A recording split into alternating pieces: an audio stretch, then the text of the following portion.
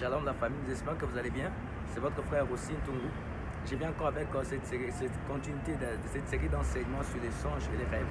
Bon, avant tout, on va d'abord prier. On va prier.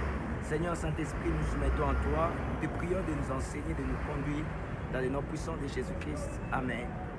Je disais, avant d'aller plus loin, si tu n'es pas encore abonné, abonne-toi sur notre chaîne pour te permettre à suivre d'autres vidéos. Mais si tu t'es déjà abonné, vite parce que tu vas te désabonner sans le savoir. On va continuer.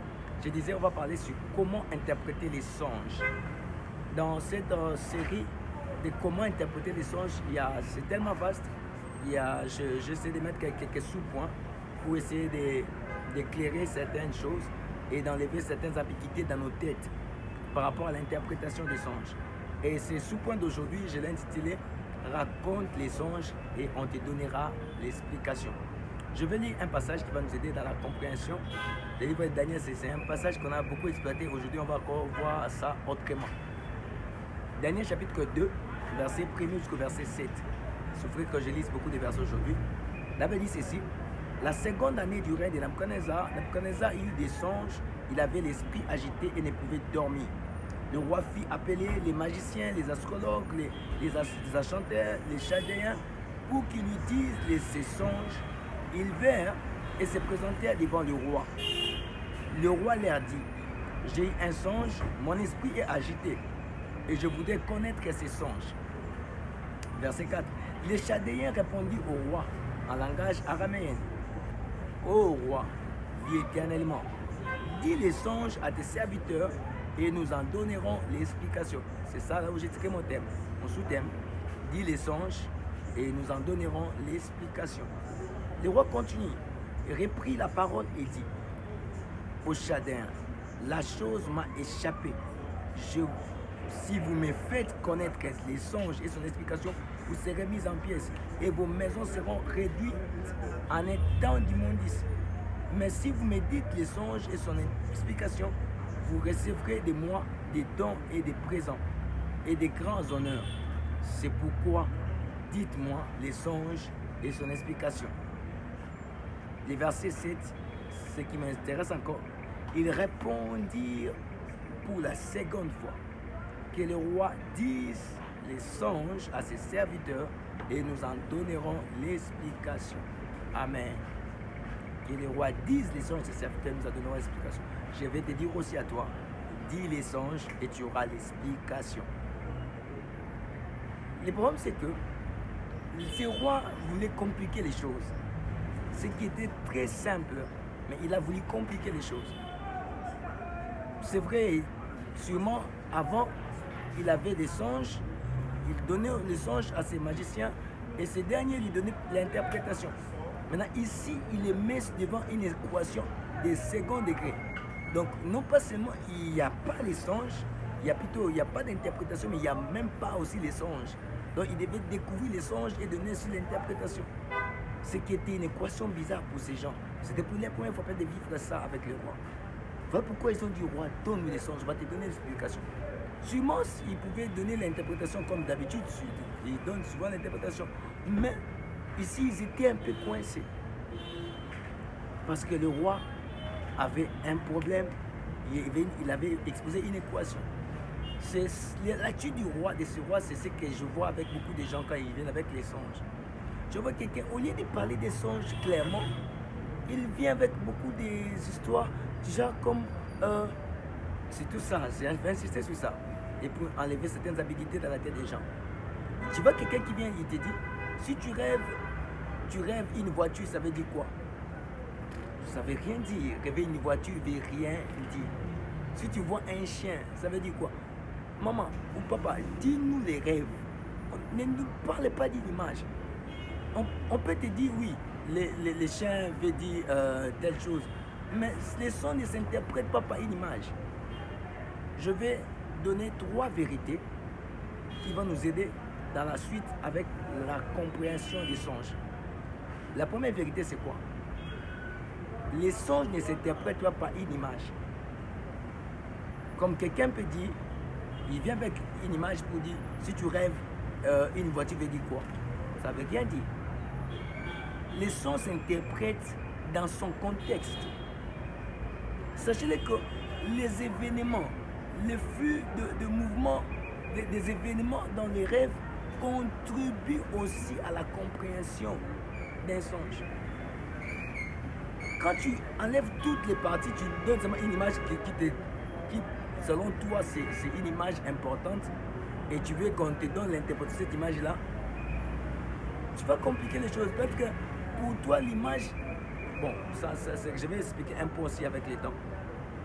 Les songes, comme je viens de dire, ça ne s'interprète pas une image, mais dans son contexte. Dans tous les éléments de l'échange contribuent à la compréhension. D'où il faut raconter les songes dans son intégralité pour avoir la bonne interprétation aussi dans son intégralité. Vous pouvez être devant une personne qui comprend bien, qui interprète bien les songes, mais tu peux l'amener à te donner une interprétation biaisée parce que tu n'as pas bien parlé, tu n'as pas raconté les songes dans son intégralité. Tu as parlé des songes juste en partie. C'est ça les grands problèmes. C'est ça les grands problèmes.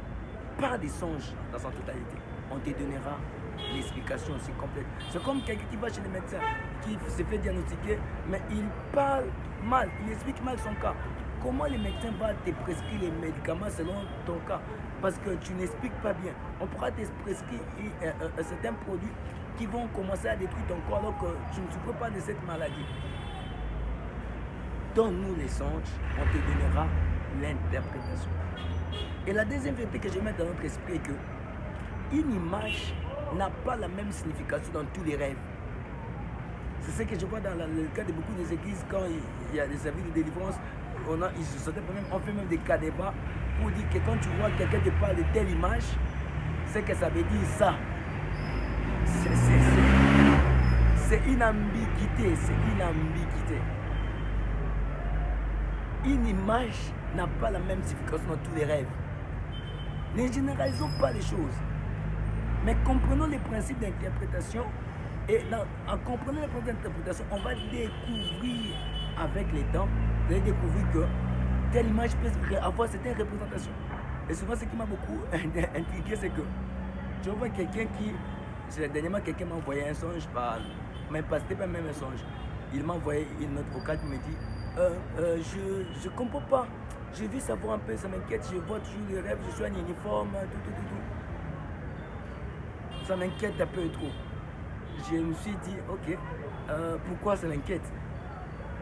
J'ai compris que c'est parce que tout le monde a une tendance, une pensée générale du genre, les songes en uniforme veut dire l'esprit des retards. Et puis, ce qui a mené à tout le monde, quand tu vois les songes en uniforme et l'esprit des retards, c'est faux, c'est archi faux. Il y a certains cas, ça peut représenter l'esprit des retards, mais pas dans tous les cas. Moi, par exemple, il est arrivé des fois des rêves où tu vois des rêves, tu fais un examen. Et l'examen était difficile. Ou quelqu'un t'amène, tu es en uniforme et tu fais un examen. En fait, souvent des rêves en uniforme peuvent représenter aussi l'école de Dieu ou l'étape, processus dans la croissance spirituelle, dans la marche avec Dieu. L'examen, c'est l'épreuve. Ça peut représenter que tu passes dans des moments d'épreuve, des moments de difficulté. L'épreuve, selon Dieu, Dieu te fait passer par une épreuve. Et quelqu'un peut te dire l'esprit des retards. Il y a d'autres personnes qui peuvent rêver qu'il est déjà en classe terminale, il a eu son diplôme. Bon, c'est peut-être qu'une saison que Dieu a ouvert, une saison de gloire. Je ne vais pas entrer dans les détails parce qu'on a biaisé certaines interprétations par le fait de généraliser des images. Or, une image n'a pas la même signification dans tous les rêves. C'est ce que vous devez comprendre. Et la troisième vérité que je vais vous faire comprendre aussi, que ça reste dans votre esprit, que c'est une vérité qui est beaucoup biblique aussi. Je vais voir ça, je vais vous balancer les passages, je ne voulais pas lire parce que ça va nous prendre du temps. Je n'ai que quelques minutes. La troisième vérité, c'est que une image ou plusieurs images ou plusieurs rêves avec des différentes images peuvent avoir la même signification. Vous allez voir ça. Quand Joseph a interprété les songes et les chansons, il a parlé de 3 serments. C'est les chansons qui avaient parlé de 3 serments dans son rêve. Quand Joseph interprète ça, il dit les 3 serments avaient dit 3 jours. Et puis il continue avec la suite de l'interprétation. Les Panétiens, vu que l'interprétation de Joseph ou les chansons étaient favorables, lui aussi donne son songe. Et il avait vu 3 corbeilles. Et les 3 corbeilles, là, Joseph a interprété disant que les 3 corbeilles veulent dire aussi 3 jours. Dites-moi. Des songes différents, et des images différentes et la même signification. Prenons encore l'exemple des songes des pharaons.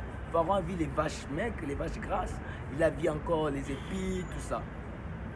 Et puis, Joseph en interprétant, il dit à Pharaon, les 7 vaches et les épis, seulement dit les 7 années. Et puis il continue pour dire que Pharaon, ce que tu as rêvé, c'est fait dire seulement une seule chose. Pharaon a fait des songes, a eu des songes la nuit, mais je leur dis que cela veut dire une seule chose, a une seule interprétation. Tu peux avoir plusieurs rêves la nuit, pensant que tu as beaucoup de messages de la part de Dieu. Mais donc, tous les rêves peuvent signifier une seule chose.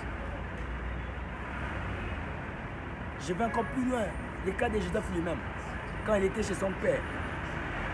Les premiers songes de Joseph qu'il a créé encore, qui a augmenté la haine de ses frères, les songes qu'il a vu les gerbes qui se prosternaient devant son gerbe. Les deuxièmes songes, il a vu les étoiles qui se prosternaient et la lune qui se prosternait devant lui. Vous allez voir qu'il y avait la même signification. Son père a interprété, a dit que pense que tu vas nous gouverner. Et ses frères ont interprété, pense que tu vas nous gouverner. Donc c'est la même interprétation. Si je vais encore aller dans les détails de ce sens, quand je parle des premiers principes, que les sons s'interprètent aussi dans ses mouvements. Il avait vu les gens, supposons que Joseph s'est réveillé, il dit à ses frères, si tu vois tu vois les étoiles, ça veut dire quoi? Ou tu vois la lune, ça veut dire quoi? Il n'allait pas voir l'interprétation. Mais la partie qui a donné plus l'interprétation, c'était les mouvements de se prosterner, qui a donné plus la compréhension de l'aspect de gouverner. Ce n'était pas d'abord les images. Vous voyez que parler des sons dans son intégralité donne la compréhension. Que donner juste une image à quelqu'un, où j'ai vu les étoiles, ça veut dire quoi? Si je l'avais dit à ses frères cela, il n'allait pas avoir une bonne interprétation. On pourra lui dire, l'étoile c'est que tu vas briller, l'étoile ça montre ta destinée. Mais est-ce que la partie de se prosterner, ils avaient interprété ça? Parce que Joseph a parlé totalement de son rêve. Et il a réussi l'interprétation complète de ses songes. Sinon, que Dieu vous bénisse. Pour aujourd'hui, je m'arrête là. Et je vais avancer avec d'autres vidéos pour continuer avec l'interprétation des rêves. Sinon, passez une bonne soirée. Que Dieu vous bénisse.